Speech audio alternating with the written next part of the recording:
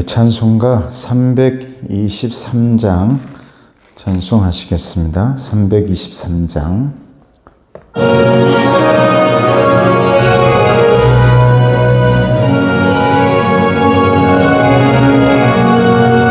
푸른 바다 나서리모 어디든지 가오리다.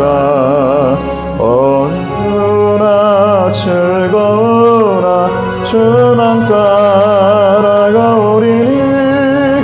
어느 누가 막으리까 죽음인들 막으리까. 어느 누가 막으리까 죽음인들 막으리까. 악을 골짜 핀들에도 복음 들고 가오리다. 소돔 같은 거리에도 사랑 안고 찾아가서 종의 몸에 치는 것도 아낌없이 드리리다. 종의 몸에 치는 것도 아낌없이 드리리다. 존귀 영광 모든 권세 주님 홀로 받으소서. 멸시청대 십자가는 제가 지고 가오리다. 이름 없이 빛도 없이 감사하며 섬기리다. 이름 없이 빛도 없이 감사하며 섬기리다. 아멘.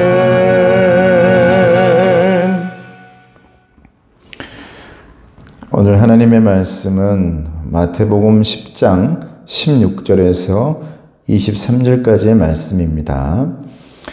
주보에 나온 말씀 본문과는 다르지만 또 이 말씀을 하고 지나가야 될 것 같아서 마태복음 10장 16절에서 23절, 그리스도의 제자로 산다는 것, 말씀 묵상입니다. 말씀 보겠습니다. 보라, 내가 너희를 보냄이 양을 이리 가운데로 보냄과 같도다. 그러므로 너희는 뱀같이 지혜롭고 비둘기같이 순결하라.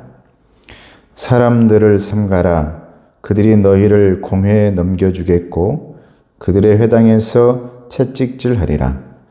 또 너희가 나로 말미암아 총독들과 임금들 앞에 끌려가리니 이는 그들과 이방인들에게 증거가 되게 하려 하심이라. 너희를 넘겨줄 때에 어떻게 또는 무엇을 말할까 염려하지 말라. 그때 너희에게 할 말을 주시리니 말하는 이는 너희가 아니라 너희 속에서 말씀하시는 이 곧 너희 아버지의 성령이시니라.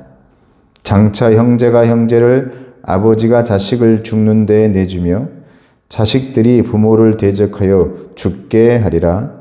또 너희가 내 이름으로 말미암아 모든 사람에게 미움을 받을 것이나 끝까지 견디는 자는 구원을 얻으리라. 이 동네에서 너희를 박해하거든 저 동네로 피하라. 내가 진실로 너희에게 이르노니 이스라엘의 모든 동네를 다 다니지 못하여서 인자가 오리라. 아멘.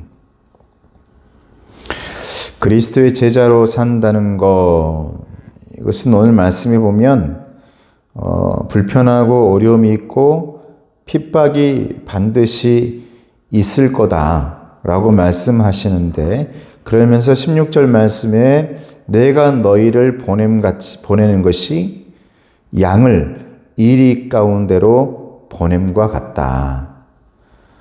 우리 예수님께서 제자들을 보내시면서 파송하시면서 얼마나 걱정하고 있고 이 양을 이리 가운데 보낸다는 것이 얼마나 불안하고 안타깝고 애처롭고 예수님의 그 마음이 다 담겨 있는 말씀이죠.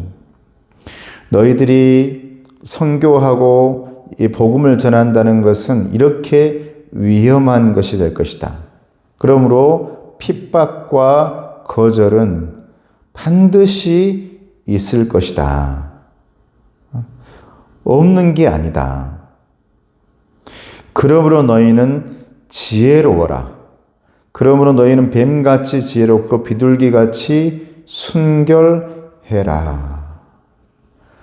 앞뒤 안 가리고 위험을 자초하거나 그러지 말고 뱀처럼 지혜롭게 대적자들을 삼가면서 신앙 양심을 지키면서 그렇게 순결한 그리스도인이 되라고 주님께서 말씀해 주는 것입니다. 나 주님의 복음을 들고 가니까 너무 무모하게, 아니죠. 지혜로워야 된다. 그래서 이런 말이 있습니다. 순결이 없는 지혜는 간교함이 되고 지혜가 없는 순결은 모함으로 끝나기 쉽다. 그러니까 이 순결함과 지혜로움, 이 두 가지를 균형 있게 가지고 있어야 된다. 여러분 신앙생활하면서 지혜가 없으면 여러분 잘못된 길로 가기 쉬워요. 근데 참 지혜는 뭡니까? 성경에 보면 지혜라는 것은 예수님의 말씀이라 그랬습니다. 그래서 그 지혜가 있어야 올바른 길로 갈 수가 있다라고 말씀하시는 거죠. 17절, 18절 말씀 보니까 너희들 분명히 핍박과 어려움이 있을 것이다. 그리스도의 제자로 산다는 것은 복음을 전할 때 핍박에 직면하게 될 것이다. 예수님처럼 고난도 당하게 될 것이다. 예수님처럼 사람들에게 넘겨지고 채찍질도 당하고 총독이나 임금 앞에 끌려가게 될 것이다. 왜냐하면 예수 믿는다는 것은 우리 주님을 닮아가는 것이거든요. 그러니까 신앙생활 하면서 핍박이 없다 그러면 그건 아니죠. 예수 믿는 삶 가운데 왜 핍박이 없겠습니까? 왜 어려움이 없겠습니까? 우리 예수님 닮아가는 삶인데, 예수님처럼 살아간다고 그렇게 우리는 말하고 있는데, 우리 예수님이 살아갔던 삶을 복음서에서 처음부터 마지막까지 봐보세요. 그러면 정말 많은 어려움과 핍박도 당하고 많이 힘들어하시고 고생도 많이 당하시잖아요. 그러니까 우리에게 지금 주어진 어려움이나 아픔이나 고통이나 여러 가지 핍박들을 나에게 왜 이런 핍박이 있을까 이렇게 생각할 필요가 없다는 것이죠. 당연히 예수님 믿고 믿음 가지고 살아가는데 이런 어려움이 있다. 근데 여러분, 그 어려움으로 끝나지 않는다.